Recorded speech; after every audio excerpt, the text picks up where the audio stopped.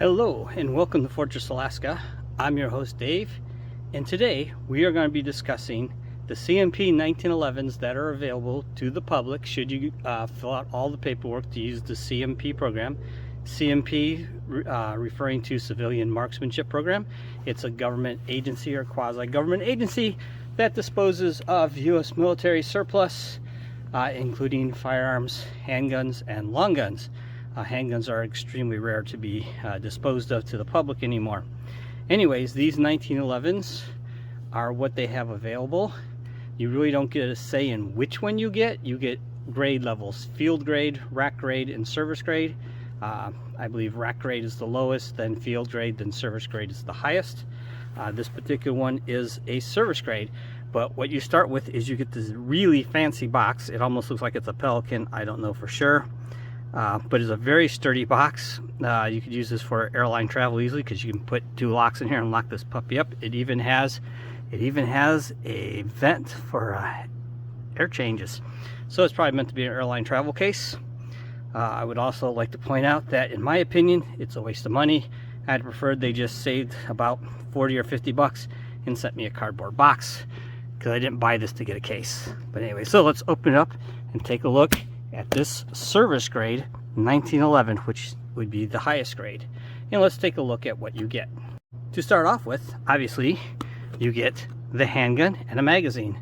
This magazine is from the manufacturer's code is Checkmate Industries, and they started making them, I believe, in the 70s. So this magazine was made sometime in the 70s or 80s, relatively new, sometime before the advent of the M9 Beretta, when they would have switched to buying 9mm magazines. And of course, you get the pistol.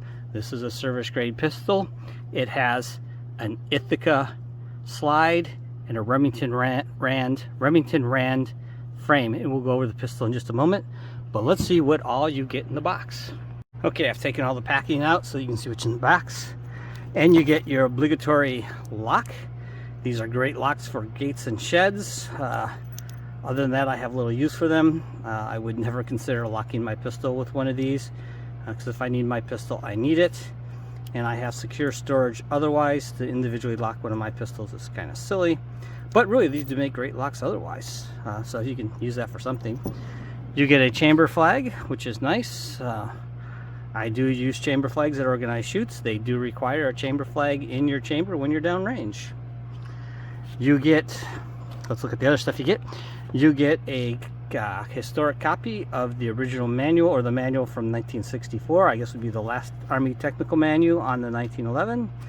And of course, it's typical 1960s quality, but it's a nice little historic piece to have. So kind of interesting. With it, you get obviously their barcodes and serial numbers, and you get the little tag. It tells you it's service grade, and it tells me the serial number, and that my frame is Remington Rand and my slide is Ithaca. And you also get an envelope with some more stuff. So let's get this stuff out and show you that. So inside you get the little firearms transfer paperwork. You get some explanations of how to use your safety lock. So should you actually want to use your safety lock, as that gives you some stuff of that. You know, the instructions for your snap safe lock. You get a little thank you from the CMP. Very nice. Get an M1 Garand if you can, because I have them. And of course, you get your certificate of authenticity. I don't know what happened to my certificates for my Garands. I don't really think I kept them, but it's not like there's fake Garands out there. Anyway, so that's all of what you get. So let's take a look at the handgun itself. This is the actual 1911 I received from the CMP service grade. It looks in really good condition, and the reason for that is because it was ordnance rebuilt, ordnance barstow, or overhaul barstow I should say, in 1984.